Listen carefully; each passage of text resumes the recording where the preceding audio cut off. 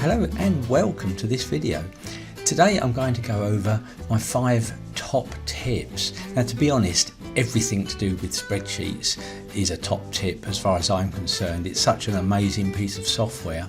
So what I've picked today is areas where people get a bit frustrated and want to know a slightly quicker way of doing things, or not realising that it can actually do some of these things. There's just 5 of them, but it can speed up your day and make you a bit more efficient. Let's get started. The first one that I want to go over today is looking at percentages.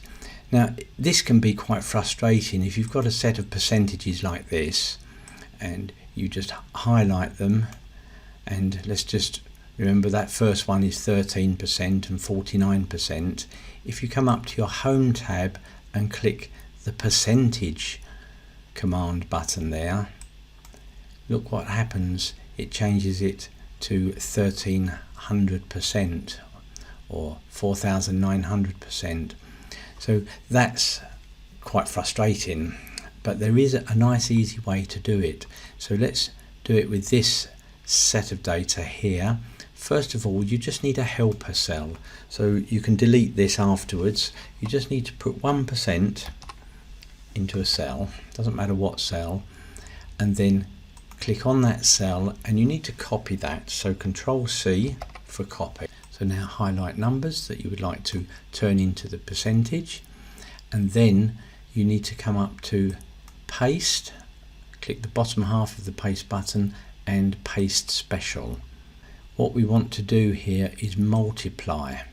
So basically we're multiplying all these figures down here by that 1%. So just click OK, and there you have it.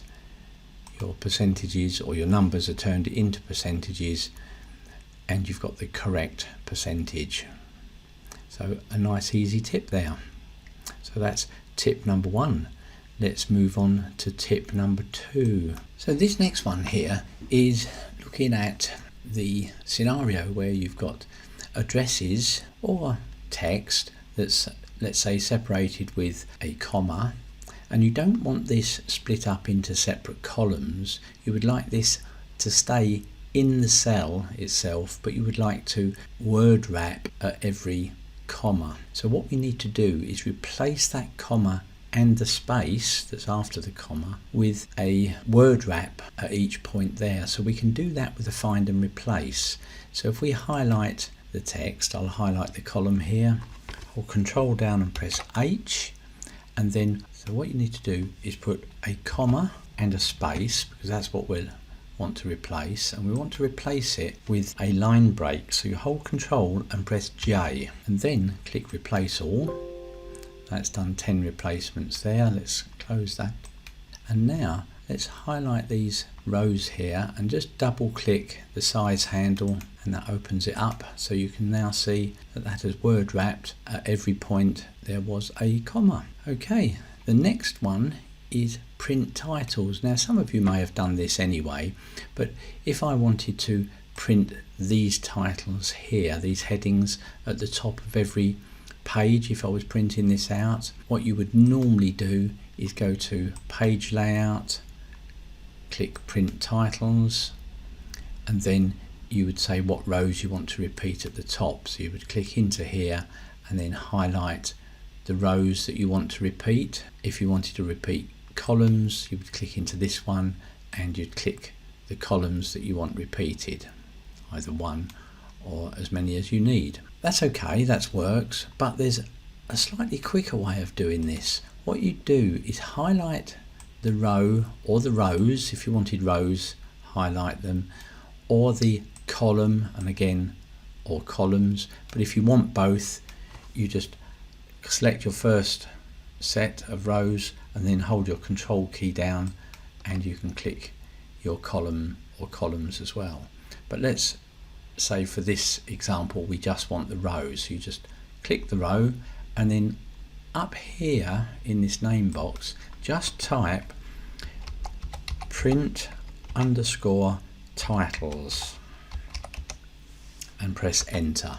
And now if we go to print preview, so let's Control P, there's a print preview of this, if we go to the next page, page 2, page 3, page 4, you can see that those titles stay. So this is just a great way of printing those titles on every single page. So it's a nice quick one, and it doesn't take long just to type print titles. Remember, it's print_titles.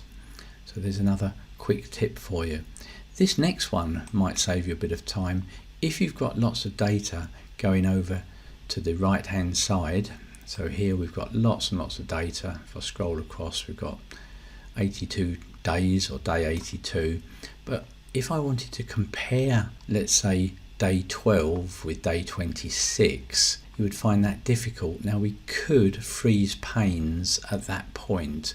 The problem with freeze panes is that it would just freeze it at that point, and then we can scroll the right hand side over. But let's say we want to compare various ones. The best way to do it is to split the screen. So if you just click into your data, doesn't matter where really, and come up to view, and then come over to split. When you click that, you'll see these grey lines here.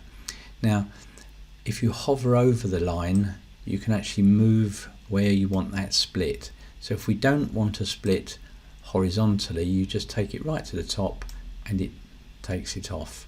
But here we can move this line wherever we want. So let's say we wanted it just there. Now we've got two independent scroll bars. I can move the one on the left and I can move the one on the right. So if I wanted to compare day 13 over here with day, say, 45, I can just pull that across and I can easily compare the two. Any changes that you make in one of them will be replicated in the other one because they are the same page, it's just split for viewing purposes. Again, that's a nice quick one, and you can just scroll left and right, and if you need to, you can move that grey line over and then make a comparison. To remove the grey line, you just come up to split, click that, and it's gone. So there's 4 tips. Now this 5th tip is where you've got sets of data on different pages or different worksheets that you would like to compare. So I've got data 1,